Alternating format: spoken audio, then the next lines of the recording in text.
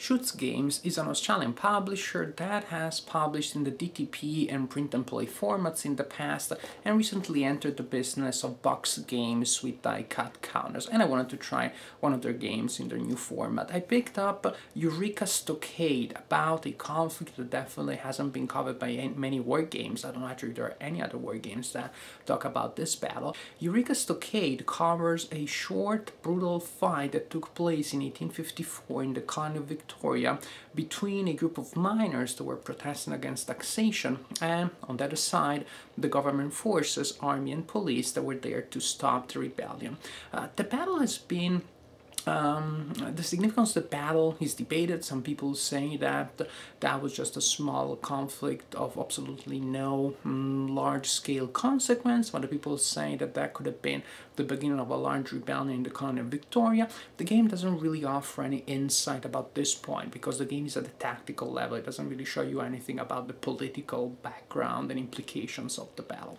It concentrates on the battle itself. It is a two-player game, plays in about an hour. The rulebook is really short, it's 7 pages and not small print. Well, I think that's pretty much all you need to know for now, so let's get started and take a look at the game.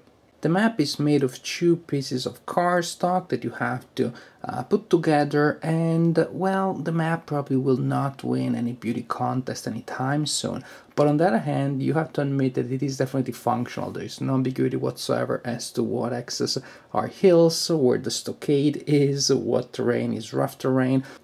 So from the point of view of functionality, even a map this Spartan has its advantages. What you see here is also the initial setup with the miners there, ready to defend their position, and a quite overwhelming number of governmental units ready to suppress the rebellion. Combat units have an illustration that indicates the type of unit that is, mounted unit, California pistols. Then units may have 3 or 4 combat factors. If a unit has a factor here on the top left corner, then that unit can perform fire.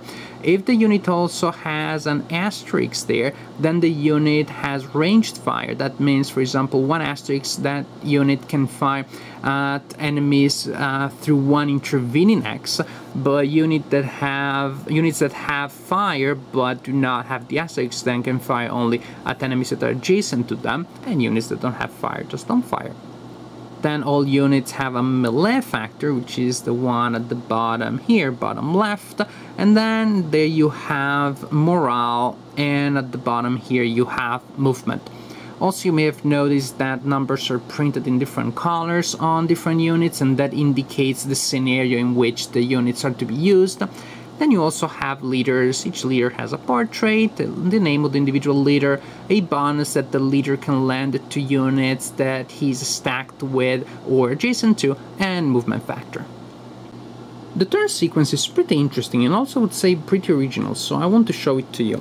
First, a turn starts with the government player executing fire combat with any and all of his units that have fire capability and are in range to fire at the enemy.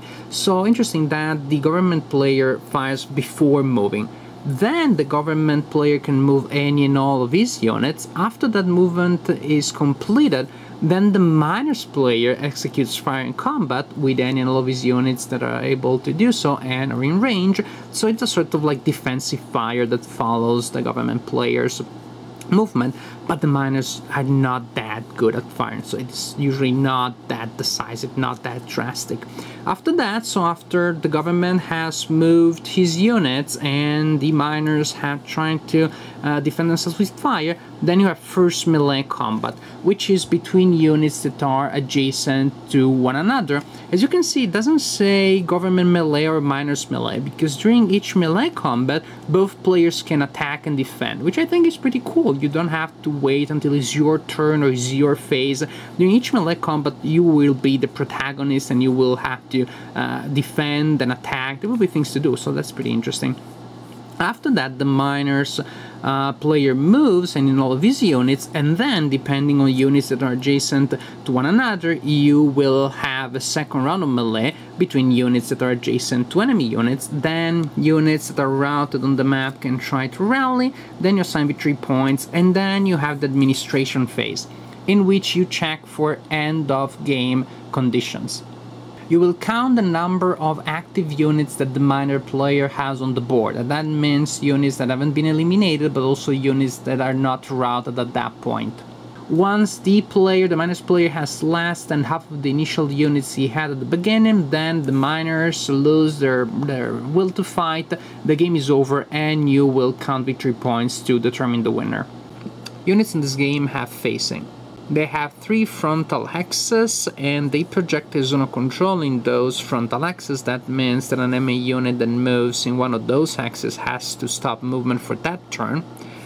Then they also have 2 flank hexes and 1 rear hex.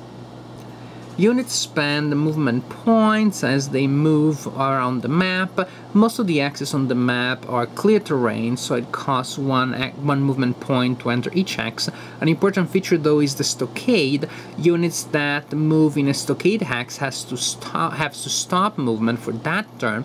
That means that the miner's player really has to take advantage of the stockade axis and the zones of control to try and slow down the government for as long as possible. Units can only move in the hex right in front of them. That means they can only move through their central frontal hex side.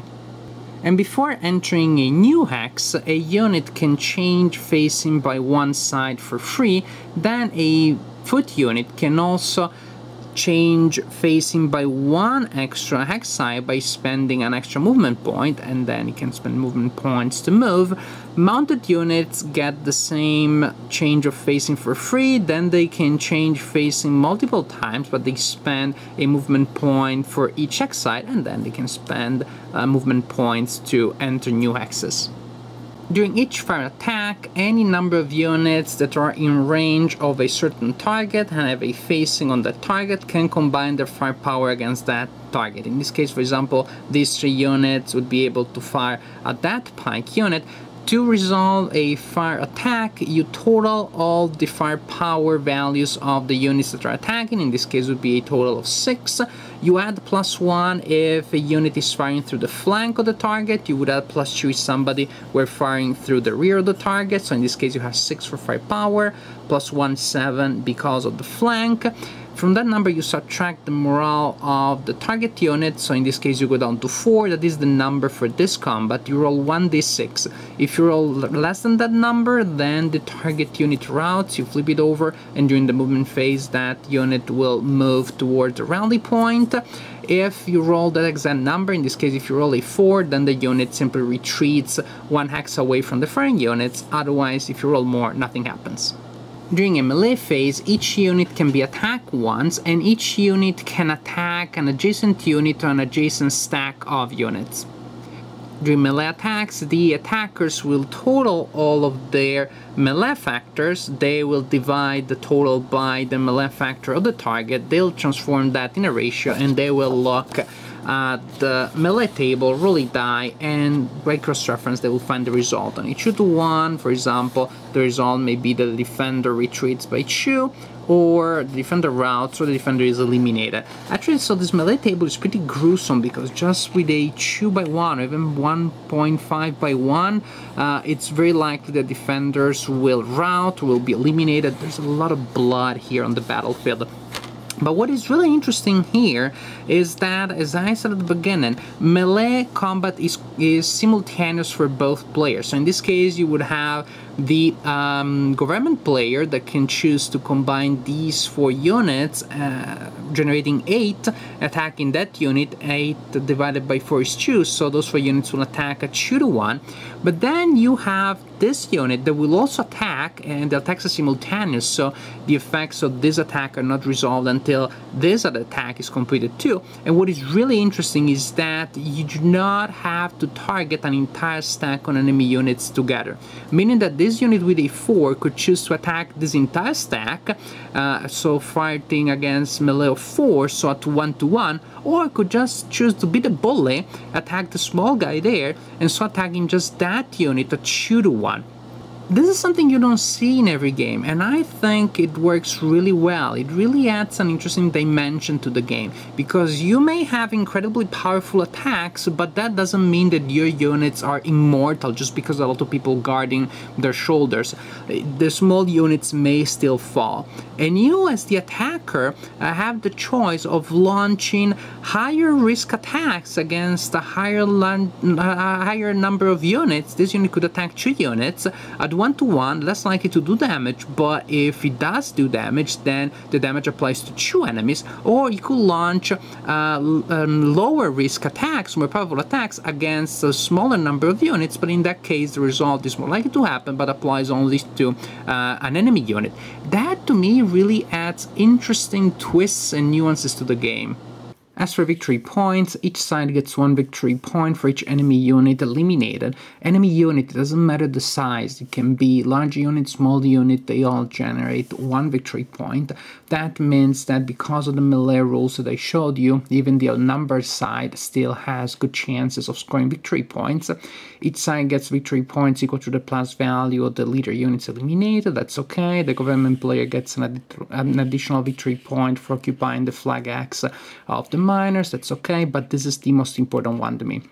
The miner player receives 1, I think that's a typo 1, victory point for each full turn played before the miner's morale collapses, just for surviving in the game and keeping the rebellion going. The miner player receives a victory point each turn.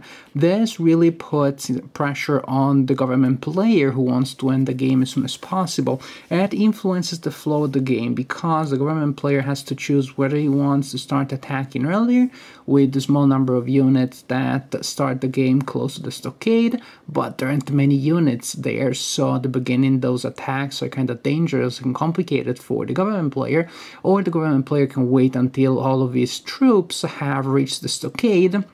At that point, he's attacking with a large number of troops. Things are much easier for him, but it takes longer in that case to start doing damage to the miner player. That means that the game will last longer, and because of this rule, really, the miners will lose the fight, as it happens historically, but the miner player still has a chance of winning the game.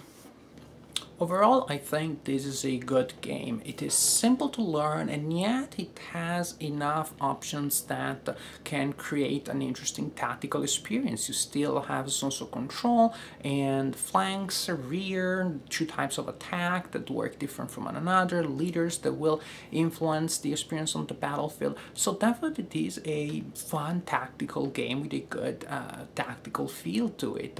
I like several things in the rules. My favorite single rule is the rule in the melee that allows you to choose whether to attack an entire stack of enemy units or a single enemy unit, so you have higher risk attacks, or attacks that will most likely give you a result but will take down only 1 enemy unit, and you still have a large number of enemy units coming at you. So that's definitely fun. Overall, really, I enjoyed playing this game. I found the gameplay extremely smooth and functional. I have one concern about the game, but it is not a small concern, which really is about replay value. The game comes with an historical scenario and 2 what-if scenarios that mainly change the balance of power on the board by giving the miners more units and therefore making the miner player more powerful. But the overall narrative of the battle is pretty much the same from scenario to scenario. You still have the miners that are trying to defend the stockade and stretching their units around to defend as large an area as possible, and the government that has mainly to decide whether to attack earlier with less units or later with a lot of units at the same time. But scenario after scenario, this starts feeling repetitive after a while. And now I played the game twice with the historical scenario and once in each of the what-if scenarios, and I already feel that sense of sameness in me.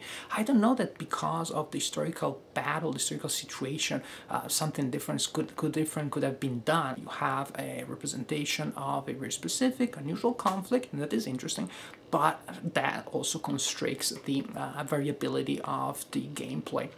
Overall, anyways, even if I never play the game again in the future, the game already gave me a good play experience, a smooth gameplay. It kept me entertained for quite a while. I enjoyed playing it, and even if I think it has a limited replay value, I definitely think it is worth a look.